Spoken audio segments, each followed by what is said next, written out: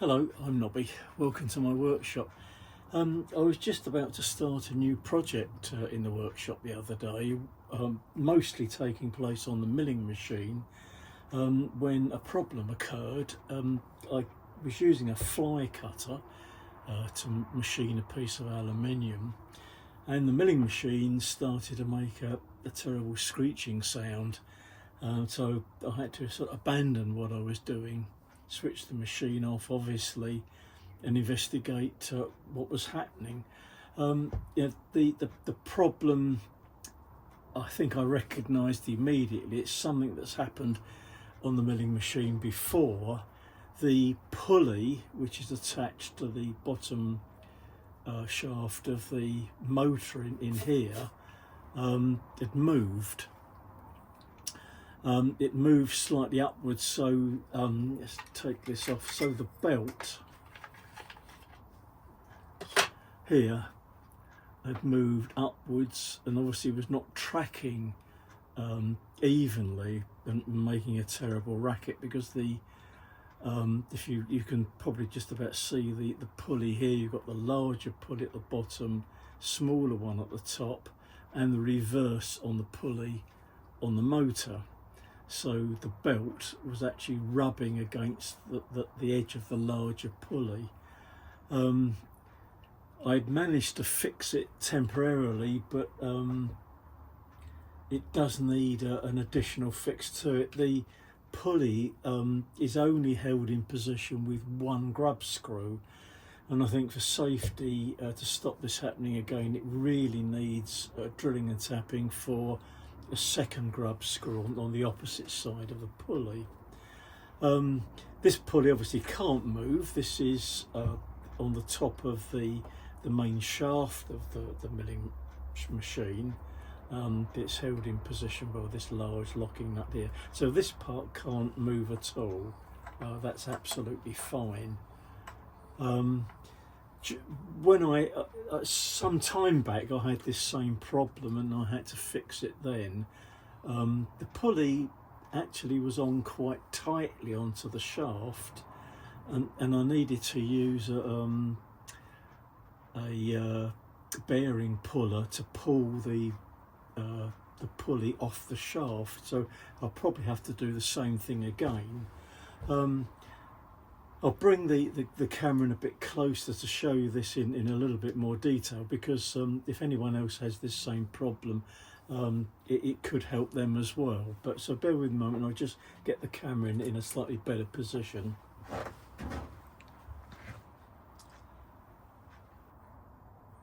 Well, I hope you can see this a little bit more clearly. You've got the large pulley wheel here. You've also got two pulley positions to give you two speed ranges. I generally tend to use it on the slightly lower speed on this machine. It gives me the general working range that I like. And in here you see you've got the pulley attached to the motor itself. It's quite easy to release this, because it needs an easy release if you're going to change the belt on the pulley positions during a machining job. You can see here there's a hex-headed screw here, which sits, well, you can't see it, it actually sits in a slot here, so that you can adjust the motor. There's another screw on the opposite side that gives you a pivot point. So if I slacken this off, and I've slackened the one off on the other side a bit as well.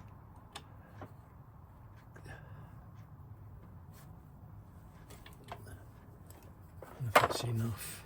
Yep, you can see that you've got some movement and adjustment there, so you can change the pulley position and then adjust this for tension. I've changed the screw on this side. Originally it had one of these sort of ratchet type screws, but I to remove the screw completely, I found this was a bit of a problem. I think the mechanism, this is one where you lift the lever here up, and inside here there's a sort of like a little dog gear so that you can ratchet that round. I found that this was sticking a bit, and it made it very, very difficult to remove this one. So I've fitted a standard type of screw here with a couple of brass washers, just to make it a lot easier to remove this screw. So if I remove this one completely without losing all the parts, there we are, and I'll need to remove the screw completely on the other side so I can lift the motor out so that I can get access to the pulley to take the pulley wheel off. So I'll remove the screw on the opposite. It's a bit dicey doing this because it's balancing the motor rather precariously on the top here. So I'll need to readjust the camera, because what I'm going to do is bring the head of the mill down a little bit so that I've got slightly better access to the motor, just so that it's a better level for me to work at. Let's just move that down so that handle's out of the way for you. Let me just drop the camera forward a little bit so hopefully you can still see what I'm trying to do.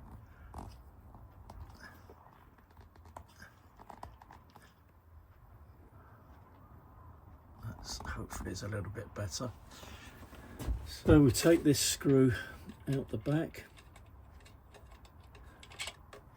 Again, it's the same sort of type of screw, a slightly larger one though, and I can lift the motor out.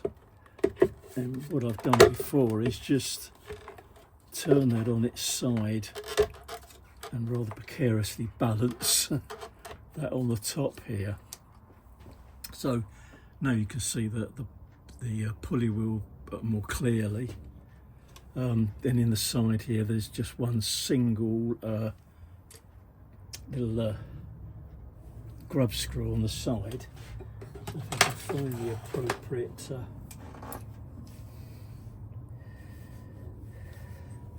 Allen key for that. It is that one actually. And take that out.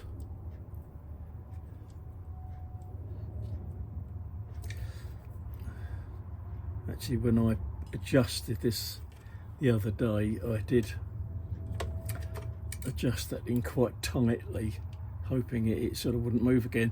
And when I had this problem before, and I reset the sort of, if you like, the height of the pulley, it was fine for ages and ages. So that's probably why I didn't go back to fix this properly. Now that's not going to pull off there easily, so what I'm going to have to do is find my bearing puller and take this off. So bear with me a moment, I'll find that, and we'll try and set that up to pull the pulley off the shaft here. It may be possibly that where the grub screw goes in here, it's made a little divot on the shaft of the motor, and that's making it more difficult to slide on and off. So bear with me a moment. Right, well, I've got the bearing puller in position, and start tightening that up, and hope that we can pull the pulley wheel off here.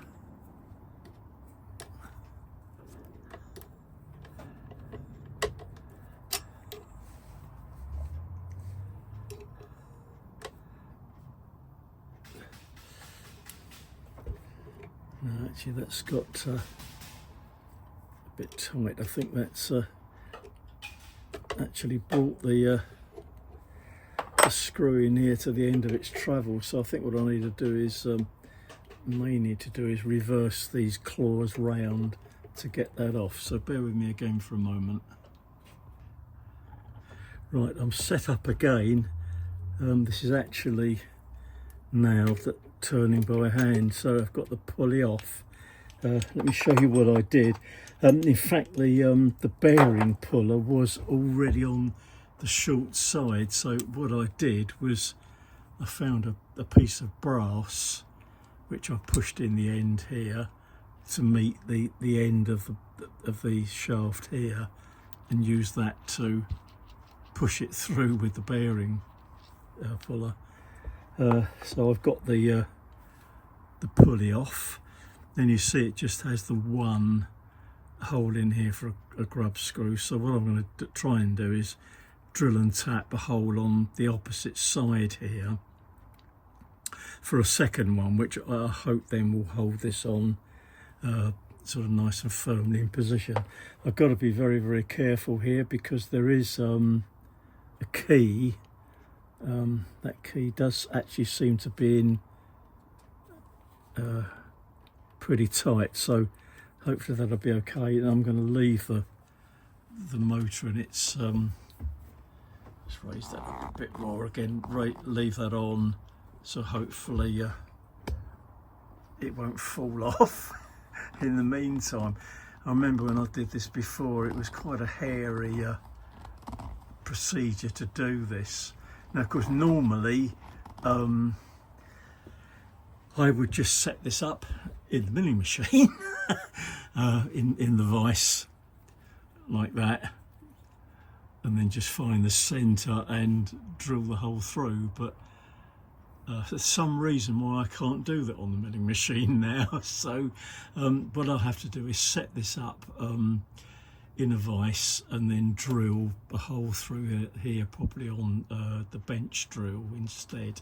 But what I'll need to do is just make sure that the shaft and everything on here is nice and clean, so that this will slide back on again into position nicely. Let's actually turn that round, see if I can. I think when I fitted the pulley back on again, I'll examine that more closely with a torch. I think I could actually see a little sort of like divot point. In fact, the grub screw isn't over the keyway; it's in from the side. So I think I'll just put the grub screw on the opposite side and hope that that's going to do the job well. There must be a little divot mark. Yeah, I can see it there. It's actually sort of fairly towards the bottom of the shaft. So oh yeah, I can see why, because if it was further down, you're going to have sort of difficulty getting an Allen. Yeah, you have a bit difficulty getting an Allen key in there to lock it on again. So I think it's going to have to be in basically the same position again.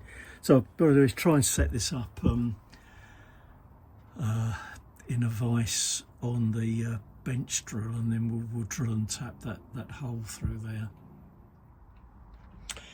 Right, simplest way possible to set this up in a vise to go on the bench drill.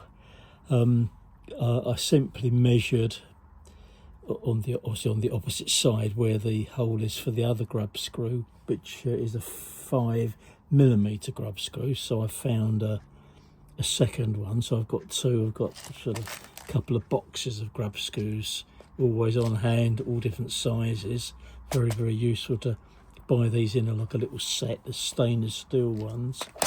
So I just measured from the base here to where the centre of the other hole was, approximately, and I blued this up, just set this marking scriber up, and then just marked a line across there at where that comes to find the centre.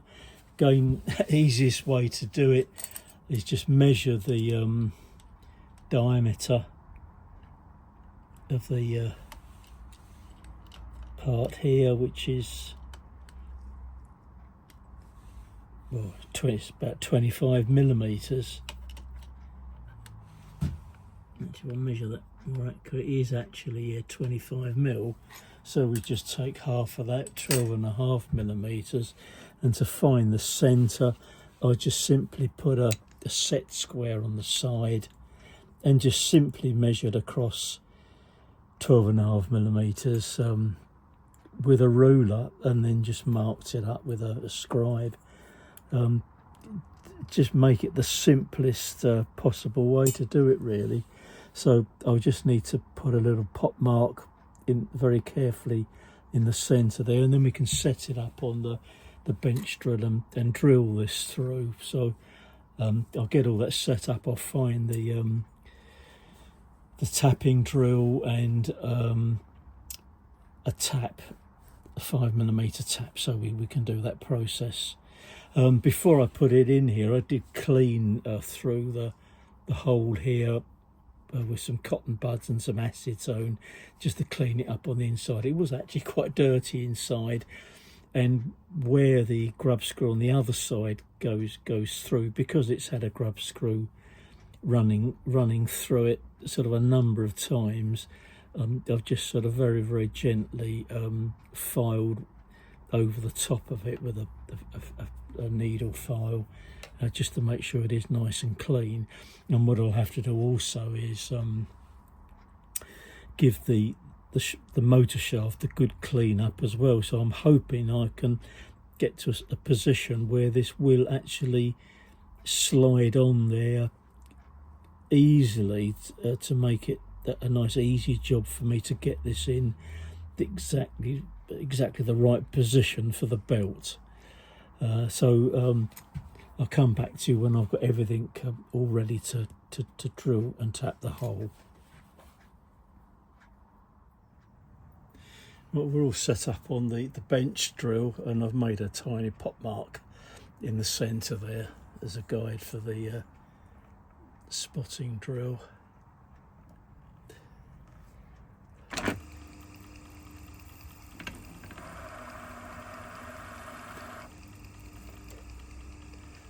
That should do it.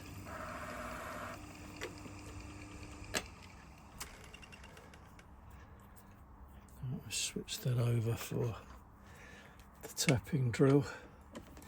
There's a 5mm grub screw, so we've got a 4.2 tapping drill in here.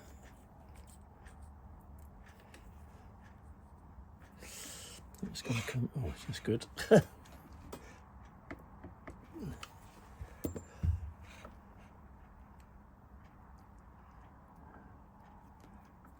Position. Put a bit of a cutting fluid on there.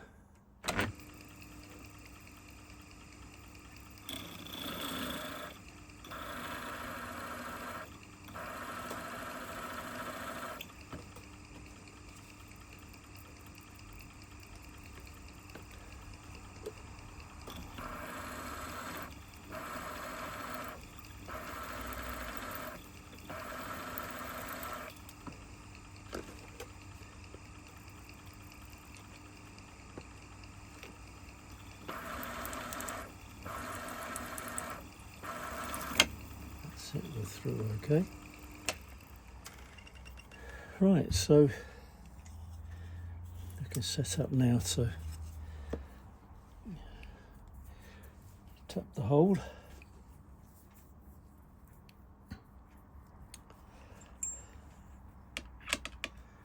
Just remove the drill, and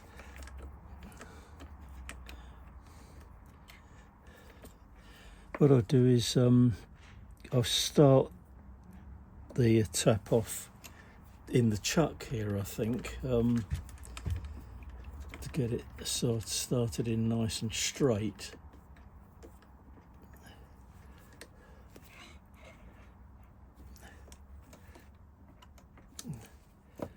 I'll do is I'll raise the edge of the table up a little bit higher. I think that's going to be better. So, yeah. Yeah, I'll just get a bit of cutting paste to put on here. I think I mentioned before that I like to use cutting paste on taps rather than oil, because in a position like this, if you put oil on, most of it runs off before you get even anywhere near to starting to do the tapping. So my hand's going to be in the way a bit while I start doing this. Hopefully that's going to be in enough to start the, whoops, not quite enough.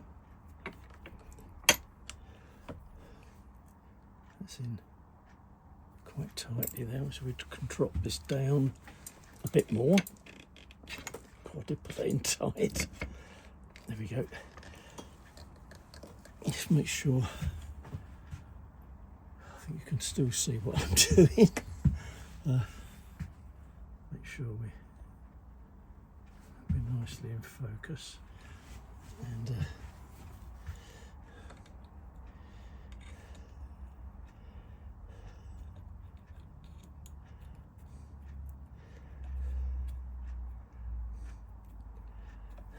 we can start our tapping process.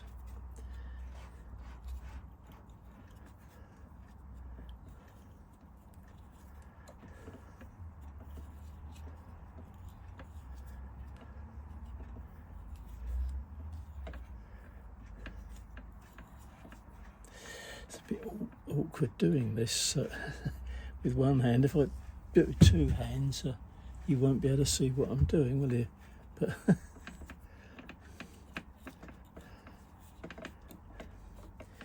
anyway, we're getting there. Let's look down, see if I can actually see the tap's gone through. I'm pretty sure it's probably gone through by now.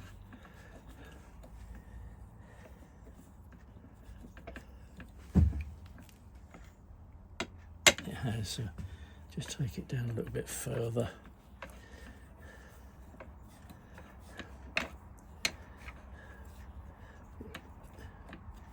Yeah, that seems fine. Right, so we can take that out again.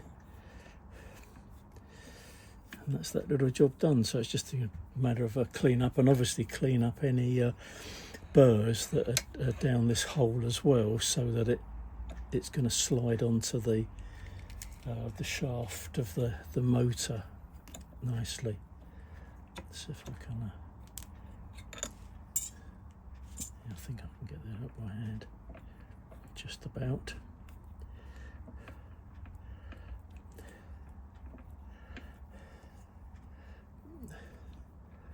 So, there we are. Well, it looks like quite a nice thread in there anyway. So I'll take this out and give it a good clean up, and then we'll have another look at it. Well, I've given the pulley a nice sort of clean up inside here. I've run the set screws through, so if there's any swarf in the threads, that it will push it through. I've backed them out again and cleaned up on the inside with a small round file, just to make sure there's no burrs on it. So I'm hoping this is going to slide onto this shaft here reasonably easily this time. Now, looking at the side of the shaft here, I can see there's a little tiny divot on there. I think that was from the where the set screw had rubbed against it. So I'm going to very, very gently run a file just over that, in case that's created a a bit of a burr on there, which might stop the pulley from going on okay. And I think this is probably sort of fairly hard material, I imagine, but hopefully this will do the job without dropping the motor. Hopefully that will do it. And it feels in a fairly smooth, so hopefully that will be okay. So let's see how we get on. Pop the pulley on, line that with the keyway. What I think I'll do is take the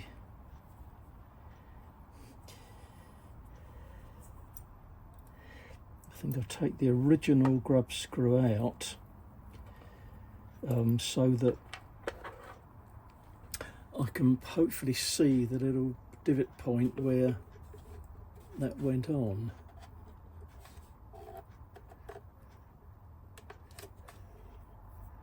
Might need a bit of encouragement to go on. I'll shine a torch down I'm actually in that position. I can see that little divot point in there. So what I'll do is I'll tighten up the new grub screw on this side, and hopefully that's going to hold it in the correct position, but we'll see better once this is in position with the belt on it. Let's have another look, make sure that still looks all right.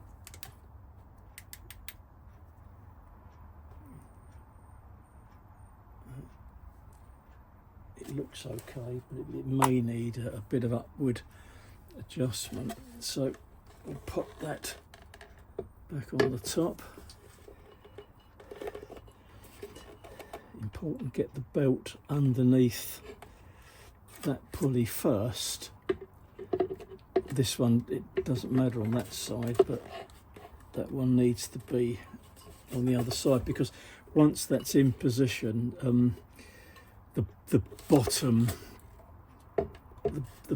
of the pulley is very close to this surface, so there's not actually enough room to get the belt slid underneath it. So if we get it on there, and I'll try and get the at least the screw on the back here in position. Right, if I screw that in.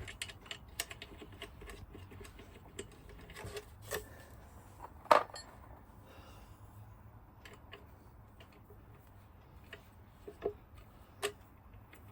take that right down. Okay, and that's in position there. Now it is it still needs to go up a bit, so I still need to lift that up a little bit more.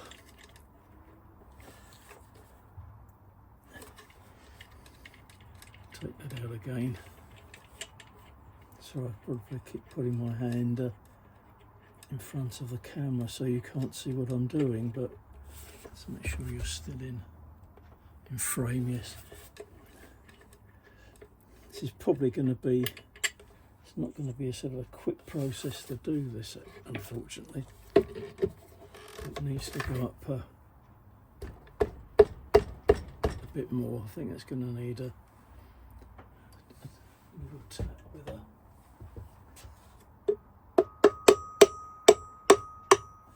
let's see if that's enough. I'm going to have to do that by just balancing that on the top and seeing how we look.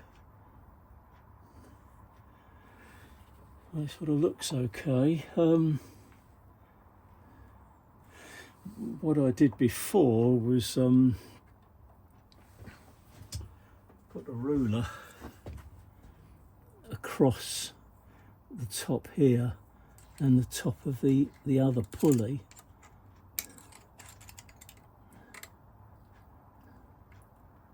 To see how, actually the belt's getting in the way actually of doing that. Drop over the side there if I can. To see if I've got that on fairly level. Which it actually looks reasonably good. Right, what I'm going to do, I'm just going to switch the camera off just for a moment and double check this. Obviously it's going to take a little while to make sure I've got the two pulleys absolutely level to one another. What I'll do is I'll find a piece of a thin square slot that I can balance across here just to make sure that they level up okay. I can't do it with that one because, well, I can actually, probably just about, yeah, if I put something across this one to see if it's level with the underside of the pulley there. So bear with me for a moment. What I did, in fact I used the Allen key because that has got a nice flat edge to it, and I put the Allen key onto the top surface of the pulley there and rested it on the top there to make sure I've got no gap.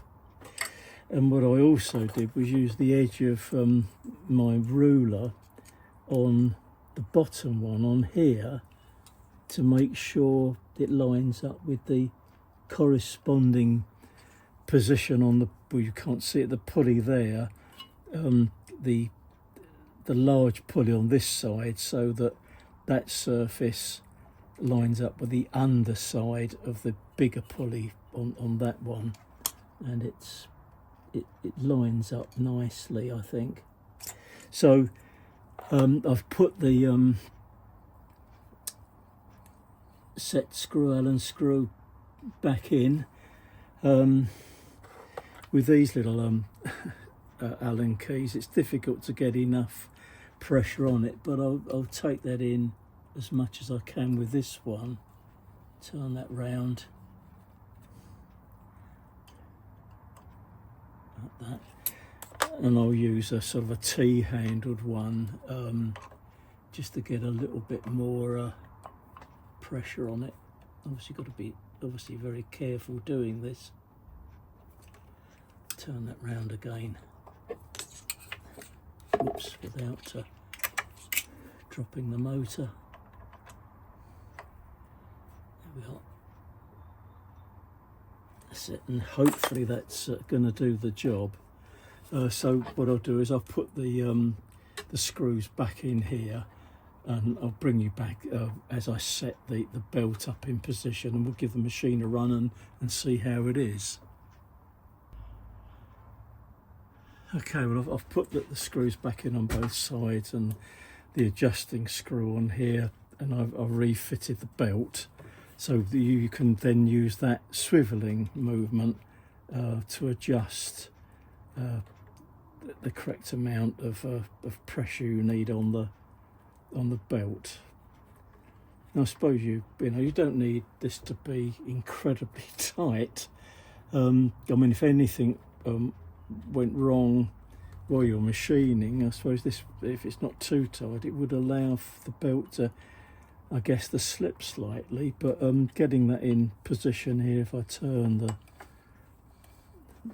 bottom of the main spindle round, that does appear to be running quite nicely through there. So what I'll do is make sure I'm sort of happy with the adjustment I've got on that. That's like setting up a fan belt on a car, isn't it? And we'll lock that one in nice and tight, and tighten up the one on the other side.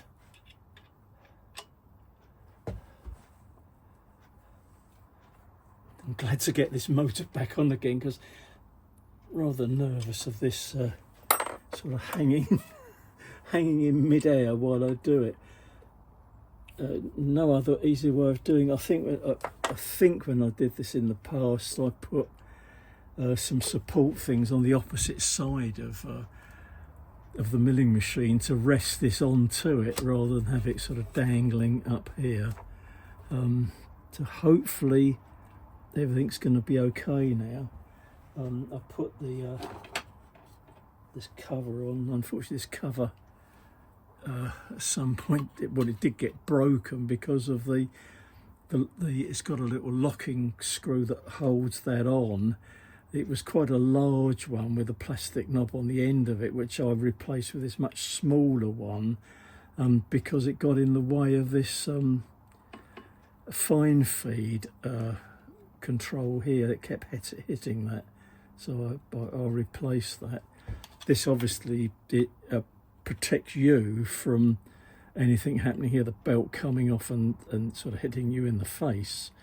On the locking nut on here, I've got a tiny magnet attached to here, so that will link up to the hall sensor, which I mount over here. I've got that in a little bracket like that, so that will then read off the magnet as it travels round, and I've got my measuring my screen here so I can see the sort of running speed of that. So we'll get all that set up. I'll just give it a quick look over and then we'll run it to make sure everything is okay. Right, well, everything's back in position again. I've got the machine switched on now safely.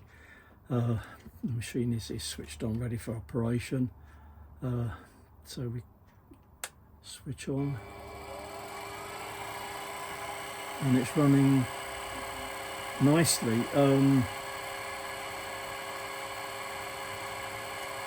That's running at 715 RPM. And the sound of it is much better than it was prior to the last time I used it, before it started making the screeching sound. So I think that the belt had started to move at that point, or not the belt, rather the pulley wheel had started to move. I mean, the sound of this running is a lot better than it was before, so I'm a lot happier now. Take the speed up a bit higher.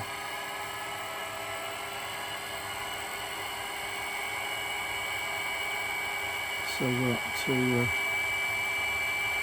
just over 1,000 RPM now. So I think everything is okay. So we can switch that down and we can call that good, I think. I did have to I had to take this on and off a few times to get the position absolutely right, but giving it a very, very gentle tap with a very, very light, very light soft blow hammer just to get it in position. And also the pulley obviously is still quite tight onto the shaft of the motor, but and I've tightened the Allen screws up as tight as I dare, but I think what I'll probably need to do, make it a routine ever so often, is to go around and tighten those screws up. I mean, I don't really want to Loctite them in because that's going to make them difficult to get out as well. If this needs adjustment again, I'll just have to make it a routine to keep making sure they're nice and tightly in position. So I think that's it basically.